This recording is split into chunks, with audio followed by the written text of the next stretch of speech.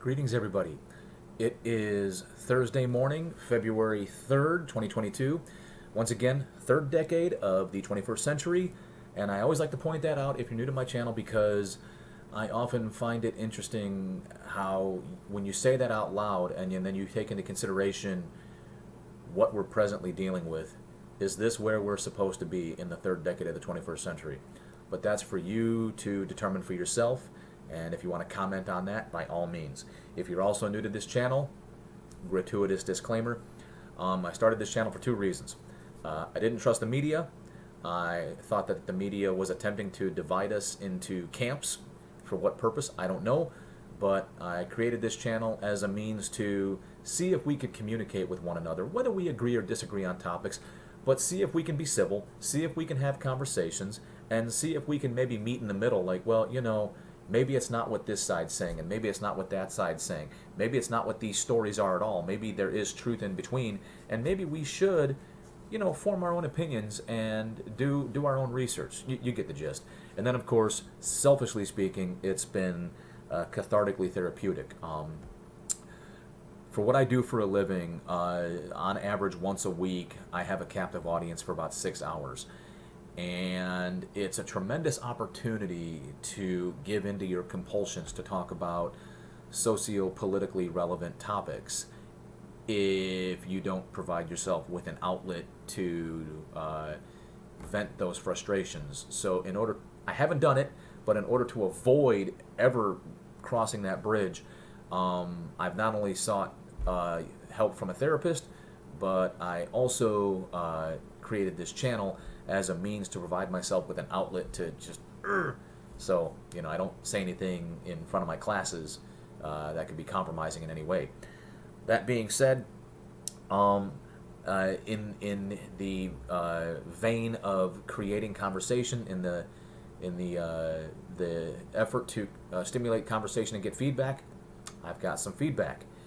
The vast majority of feedback is specifically oriented on the video I did about Joss and Jensen, and the focus was supposed to be on, can we believe what the media has to say, or can there really be a different side to that story? It was a quick 13-minute video, and I obviously didn't cover a tremendous amount of topics, but it obviously stimulated some conversation, and it's gotten a tremendous amount of views, which is shocking for my channel because up until recently, I averaged about 0 to 2 views. Once that video had about 100 views and I was like, oh, something's going on here, I still had 0 comments. I made a follow-up video, and obviously Joss Whedon was a part of the focus, but I was also asking the question, can two things be true at the same time, and how do we deal with them? I'll give you a quick example. Based on other sources, not going directly to the source, there's a chance I may disagree with Pedro Pascal's socio-political views. There's a chance that I may not agree with him, and who knows, I might not even like him. I don't know. Never met the man. I don't know him personally.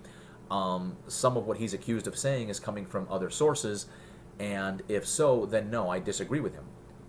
But do I thoroughly enjoy watching him in The Mandalorian? Do I enjoy the Mandalorian series? Do I enjoy his performance as an actor on that show while at the same time possibly disagreeing with his socio-political views? Yeah. And the other question was, how do we deal with it? Well, it really depends. How serious am I about my socio-political views? Am I willing to deny myself entertainment? Am I willing to deny myself the entertaining content that is The Mandalorian because I'm like, well, Pedro Pascal is the poo-poo face. Well, maybe he is the poo-poo face, maybe he's not, but I can still enjoy The Mandalorian. For some of you, if your convictions are that strong, then you got to make that choice whether to overcome it. And I was making that reference directly to Joss Whedon as far as, you know, can different people have had different experiences with him, and could he have still produced good content that people enjoyed? You got to be the one to make a decision. But without further ado, so that I don't waste any more time, let's get to some of the responses. I always like to respond to people because that's the purpose, conversation. So, most recently, nomadpurple was responding to the original 13-minute video on Joss and Jensen. Nomad Purple says, the Inside of You podcast also has an interview with James Marsters, which you should check out. I did. I've seen it before. I had to rewatch it after you mentioned this. Joss Whedon slammed him against a wall.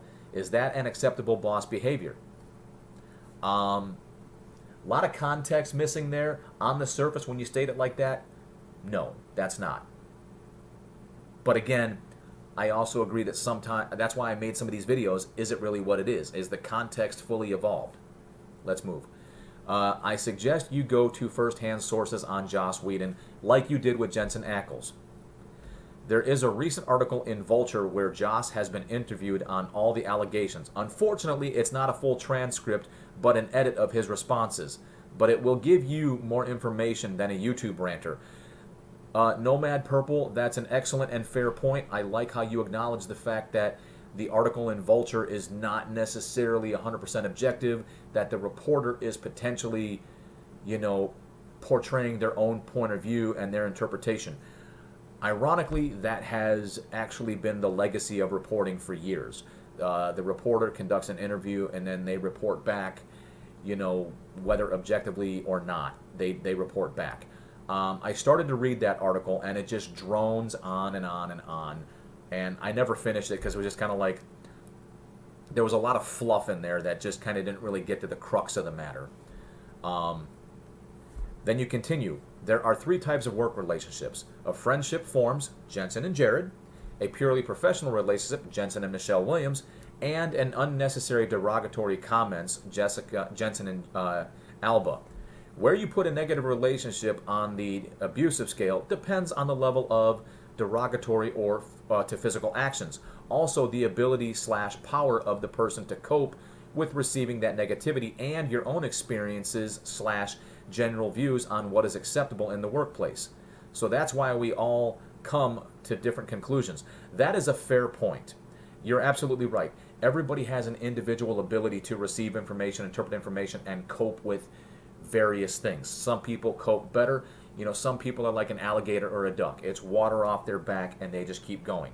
Sometimes, depending on the day, depending on the mood, you're more sensitive on certain days than you are others. So that is a 100% valid point. And whether I've made that point in previous videos or not, I'm with you 100%. You're absolutely right. Jensen did not seem to be affected by the adverse relationship he had with Alba on the set of Dark Angel. He was like, yeah, she wasn't the kindest person in the world, but I was there to do a job, and I did my job. And when she gave me crap, I gave her crap right back. And fast forward, now we get along, we're friends, she was going through a rough time. So, it's easy to consider her to be a bitch when she was going through some really jacked up stuff at the time that was potentially affecting her. I thought Jensen was very objective in how he said it. He was honest, and yet he was like, but that was a limited experience during a very limited time in a very limited period of our lives. And all I was trying to highlight was, here we have media attempting to stir the pot and create like this feud between Jensen and Jessica Alba. Or at least that was my perception. But apparently that didn't quite get the attention of that video that I intended. The Joss thing got way more attention. And Nomad Purple, you also responded to Stacy Herbold. If you think HR departments in corporations have any interest in protecting employers beyond the minimum legal standards, then you don't understand the real function of HR. It's a very open statement. I'm not critiquing you necessarily. I'm just commenting that it's a very open statement which leaves you wide open, because Stacy Herbold responded with, considering I have benefited from HR investigating into a sexual harassment claim I made, plus the fact that my husband, who was sexually harassed, and his HR did right by him, then yes. So it kind of goes to a greater point too, where if we don't communicate everything we're attempting to say, sometimes we leave ourselves wide open with a statement. I'm not criticizing anybody there, Nomad Purple or even Stacy Herbold, but yeah. One thing I'll comment on this subject is this. In my experiences in life, I've noticed that there have been occasions, I'm not saying that's 100% the case, but there are occasions when people feel the need to justify their existence by creating circumstances that justify their existence. If we use HR as the example, if everybody's behaving themselves and everybody's doing the right things, then technically speaking, HR is irrelevant at that point. So then HR goes and creates circumstances to justify their relevance. Hopefully you understand my meaning. Am I making a direct accusation? No. I'm making an example. Hopefully nobody takes that out of context. My buddy over at Warden's Farm, Beekeeping, responded to the first video I made this calendar year. Looking forward to the costumes, and then also I'm guilty of not using turn signals from time to time, but I make sure I'm in my neighborhood, but I'm with you on that one. I made a video at the beginning of 2022 talking about some of the things I want to change with my channel and do differently, because I've been doing this for a little over a year. The major focus was on socio-political content, and that's probably what got me a whopping 0 to 2 viewers on average. I'm also going to attempt to dip my foot into the world of cosplay, exercise my inner nerd. He also continues to answer the video I made about Joss and Jensen in response to Bill Kahn. I, for one, know that you are in no way a racist, being we both fought wars for the good of our country, fighting alongside with brothers and sisters of all skin colors, and protecting each other at all costs. Yes, you can be sarcastic, but that does not give you the label of racist. The media does want to divide us, no matter what the headline may be. So do your research and make an informed opinion based on facts and not ABC, NBC, Fox, or whatever news channel you watch. There are other means to find facts. Lately, the theme seems to be white people are evil, and unless you accept the fact that you're evil and accept guilt and accept blame for all these different things, if you don't, then you're a racist. You're a Nazi, you're a fascist, you're all these horrifically derogatory things. And apparently you also can't question the legitimacy of certain things. So, yeah, I've talked at length about this on numerous occasions. Sheila K wrote a lengthy response, and Sheila, I'm going to give you your due, because as I said to Brandon Hall, you take as much time as you need to convey your thoughts and craft the context of what you're trying to say. And Sheila K responded to the video I made, can two things be true and how do we handle it? So Sheila K, I, like you, have been a Joss Whedon fan for decades and have enjoyed almost everything he has created. I had chosen to share Firefly, Buffy, and Angel with a friend more recently, and we finished Angel not long before the first big wave of allegations started coming around with Justice League and his older shows. Although this may seem selfish and hypocritical, there was a piece of me relieved that we'd finished the show so that it was over and we wouldn't have to discuss whether or not to keep watching it. I was bummed. The woman I watched it with was bummed a bit. In what I'll refer to as the post-Me Too era and the era that is done tolerating abuse, nothing surprises me anymore. And unfortunately, sometimes when you find out the backstories of what was happening to the actors, or worse, get into the mindset of the abuser who was creating the show, it can start to take on a whole new meaning as the strong woman gets dominated or tortured, as her life gets torn apart, as the humiliation, downfall, and killing off of her character with little fanfare, depending on the woman, is now a story of she had the audacity to get pregnant, aka fat, and I told her I'd ruin her career, and I did, and other stories. It would be great to just watch them in a vacuum, but unfortunately, if you are, as you say, the kind of fan who starts following everyone and who they are and where they go, it's really hard to ignore. The humiliations, the clear abuses, the story takes on a new light. Sheila, yeah, I can't really argue with that. You know, do you judge the content of the creation based on the creator? I guess at the end of the day, did Angel, did Buffy, did Firefly entertain you? Do you enjoy the stories? Do you know, or are you overcome with the backstory information? You know, and I guess that kind of goes to the point, what do we do with the information? How do we move forward? Now, while I do think people can be geniuses and narcissistic sociopaths, I just don't like the word monster because, hey, I like a lot of sci-fi, fantasy, horror, and monsters are actually usually a lot more nuanced.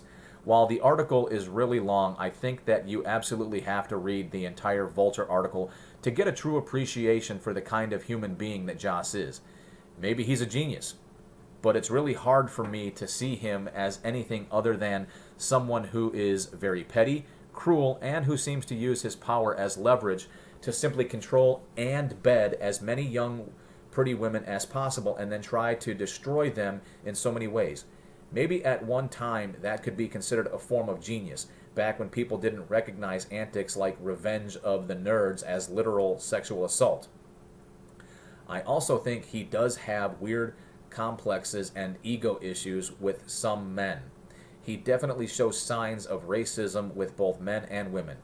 There are men he clearly believes he's just way too smart to bother with. There are men that are sex symbols that he thinks he's smarter than but clearly has a problem with. And then there are men that for whatever reason, like Anthony Head and other older males, that I think he just treats okay. Like with many power structures, the whole large groups of powerful white men do help the status quo and have largely been what have helped to dismiss the disempowered people like Charisma and Ray, likely countless women we don't even know about, so that these groups of men can say, I don't know what they're talking about, he always treated me great. Or, as a great analogy that a friend of mine once said when talking about abuses of power especially, I know that wolf really well. Don't believe that he harmed the sheep at all. In fact, I talked to all the other wolves in the pack and they all agree he's a really great wolf and that he would never harm a single sheep because they have all had amazing experiences with him as fellow wolves. What I think men like Joss are finding out, and I liken him to someone maybe in between a Louis C.K. and a Weinstein. The genius is there and the willful malevolence and awareness like CK, but the sheer volume of abuse and harm and even enabling seems to be approaching Weinstein. I think if much more time had gone on and his sexism, who knows. Sheila, on that particular paragraph there, again, my whole point of contention is we're hearing from media sources. And I started to read that Vulture thing, and I just kind of got overwhelmed with the sense that this reporter was trying to tell their own story. And again, I at present I have a bit of a distrust with the media. So please forgive me on that. It's a bit of a bias that I'm trying desperately to overcome, but I just don't trust the media in the sense that they want to tell their own version of a story, whether that is 100% factual, 100% accurate. So, like with the whole Louis C.K. and whatnot, Weinstein, hey, the man was convicted in court. Whether he was wrongfully convicted, rightfully convicted, I don't know, but he sounds like a pig. I just have a hard time commenting on certain things. I don't know. The reason I think it is incredibly important to read that Vulture interview is to get an understanding of what Joss believes about other humans and himself. Joss Whedon believes he is the victim, and if you believe in accountability, there is zero there. This is the part that I have found the hardest, is that even in some of the worst, I've seen or heard about signs of shame, signs of remorse, signs where they seem to really know that they've done something wrong. This is why I am not using the words narcissist and sociopath lightly or figuratively. I'm using them in the very clinical sense. He believes that he had to use his power to abuse women because he was powerless and had no choice. He believes that any behavior on Buffy and Angel, and think of how old the Angel cast was excusable because they were young. He admits he lost his temper, but totally denies ever threatening anyone's career, ever, even though this story permeates his career as a showrunner and is completely backed up by the firing of Charisma Carpenter for not doing what he wanted. The stories about what he did to very young women who had zero power are terrifying. The stories about what he did to women who had a little more power are even scarier because of how malevolent he became. His treatment of Ray and Gal are really just sort of a bookend to a tragedy, and in his own mind, he's made up self-inflated ego stories with things from the Justice League, i.e. that he was brought in to save it rather than that Snyder's son committed suicide and he left. And it is really kind of creepy that he fans the flames of the conspiracy theorists who believe Ray and all of the other actors speaking up are just puppets in a conspiracy to somehow take down Joss and prop up Snyder, who, I repeat, lost a son to suicide. It wasn't suicide, but I'm no stranger to being a parent who's lost a child and the unfortunate grief that comes with that and how to process it, because as parents we're not supposed to outlive our children. The man has zero empathy, and as I look at his later stories and how the women are written, Black Widow, Wonder Woman, etc., I do have to wonder his wife's claims of him taking her feminist ideas and the retro critiques of some of his older shows for when his wife wasn't lending her gracious support.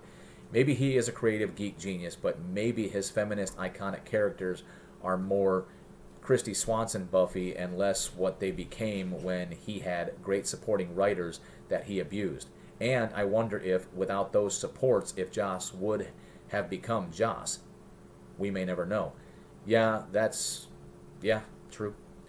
Anyway, the long way of saying that, I guess I don't need to criticize him really anymore at all. I think that people should be accountable for their bad actions. I think that as much as we like to look on the past with rose-colored glasses, that saying it was a different time isn't an excuse, but those of us who are older now, full well it was a different time. So accountability needs to look like something, but knowing we all lived through it in some way or other, and most of us likely experienced quite bad behavior, and we either did things or enabled things, or even if we somehow escaped that culture, it permeated our brains, so we played devil's advocate and we victim blamed or just had attitudes about abuse that were not the best. We grew up and allowed bullying. Does that mean we're all irredeemable? Of course not. Hopefully we evolve. And if we have, hopefully we can own up to the worst and unacceptable things in our past and be committed to do better. It's not about simple judging either. It's also about just saying, I'm not simply a fan of the past work of Joss Whedon. I'm a fan of a body of work that was done by a large group of people like his wife, like SMG, like James and Anthony, like Charisma, and so on. So if I'm going to support them, the ones who put a lot of their how do I honor them, looking at things like with a critical eye, being mindful. Well, the first thing I'm going to do is not waffle at all on Joss, because I read his interview and so many people have said he was an abusive jerk in so many ways.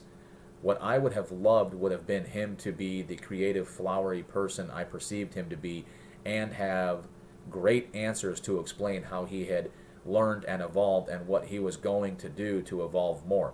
Unfortunately, that's not what he told me. What he told me was essentially that everything he's accused of has to be true, because no one is that out of touch with reality as he was. It was so depressing, and the saddest part was that I think he sincerely believed that what he was saying was perfectly reasonable and a great excuse for all his bad behavior. It was, in a word, pathetic. Sometimes people will never be accountable, and that's a burning shame. But it is what it is. The guy is not going to grow. He's stuck as a perpetual teenager with a complex. And while I don't think anything can help him, the one thing that could help society would be not putting him in charge of anyone again and not leaving him alone with young women again for their safety. Sheila, thank you very much for that. I know I've been going on for over 24 minutes now, but I wanted to make sure, while anybody could have read that, I wanted to make sure I read it out loud so that I could respond to it. I feel that's deserving of what I'm trying to do here on this channel. You know, one of the things I really wanted to do was be able to demonstrate agreeing and disagreeing and being able to have conversations. I also like to play the devil's advocate, just for the sake of trying to see things through a different lens, trying to see if you can get in the mind of and if you can see the perspective of other people. And I've said it before and I'll say it again because I think it's worth saying. Oftentimes, actors love being the villain of the story because in the story the villain is not the villain. The villain is the hero of their personal story. Um, Part of the, in no small part, the reason I made any video pertaining to the subject is whether I'm asymptomatic, whether I'm atypical of saying some of the same things like, why did you wait for so long? You know, why now? You know, why are you jumping on the bandwagon? As an individual person, I find that the modern social trends, the bandwagon, is like a drug. You know, when stuff like Harvey Weinstein hit the scene, everybody got high off of the sensationalism that was the whole Harvey Weinstein thing. And let's just say, for argument's sake, everything surrounding Harvey Weinstein was 100% real. There's no possibility of error. There's no hyperbole. It's all 100%, and he's getting absolutely what he deserves. That creates an emotional high for some people, and it creates a trend. All right, so that trend is like a drug, and people need to get high. That is one point that I'm trying to convey: is you take something real, you get high off of it, and you want to maintain that high. You need your next fix. So are we really looking at other 100% real scenarios? Are people attempting to join the bandwagon? Are they attempting to become a drug dealer, so to speak, by adding to the trend, increasing their brand recognition? These are all questions I was just asking. You know, could any of these things be true? Is there any possibility of any of these things being true? I did not finish the Vulture article. I had a hard time reading it because it just, I'm one of those where it's like fact, fact, fact.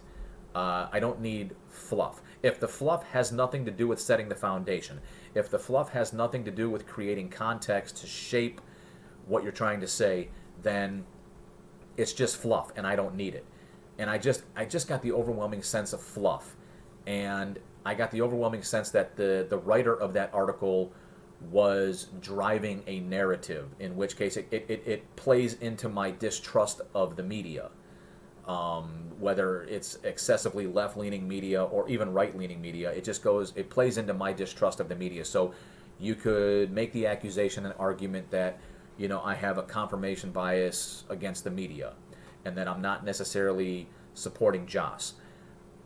What I will say is I wasn't there, and I'm not going to argue against anybody's experiences. And you make some very valid points. If Josh was good to you, and you were in good with Joss for whatever reasons, age, gender, sexual orientation, skin complexion, some of the things you brought up, Sheila, if all of those are true, then like you said, those other wolves will probably have positive things to say, you know, that no, he's a good wolf. And that's a pretty decent analogy, and that's very difficult to argue, because if yes, like you said, heterosexual Caucasian male actors didn't have those same experiences, because if you look at it on the surface, it starts with Ray Fisher making the allegations of inappropriate conduct on the set of Justice League, okay? And then from there, Charisma Carpenter spoke out because, in her own words, she wanted to advocate for Ray Fisher, and she'd been dying to get this off her chest because she'd been holding it in for so long, because Charisma Carpenter, in a lot of ways, owes her success to being Cordelia Chase, and she didn't want to alienate her fans, in her own words on the Michael Rosenbaum podcast, because a lot of her income comes from doing appearances at conventions because of her time as Cordelia Chase. And I completely understand that, and I completely get that, and I really do appreciate that, and I feel horrible that she felt she had to hold it in for so long, and unfortunately, we're all guilty of it. One person has the courage to step up, and it gives us the courage. I'm not accusing Charisma of anything, so please don't go in that direction. What I'm saying is, perhaps due to all these other mitigating circumstances, Charisma just did not feel comfortable or brave enough to come out and say what she said until somebody else took that risk. And Ray Fisher took the risk, including whatever consequences may come from that. And then Charisma wanted to advocate for him, and she understood that there was risks that she could alienate herself from the fans of the Whedonverse. And the other thing I really appreciated is she wanted to get it off her chest, but at the same time, she didn't want to add to the trend. She didn't want to, be a part of the addiction that is, give me more, more, more, Me Too, cancel culture, all that, She's like, no, I want to say what I want to say, and I just want to be done with it. And I can really appreciate that as well. And that could also be something that comes with wisdom and experience from, living life.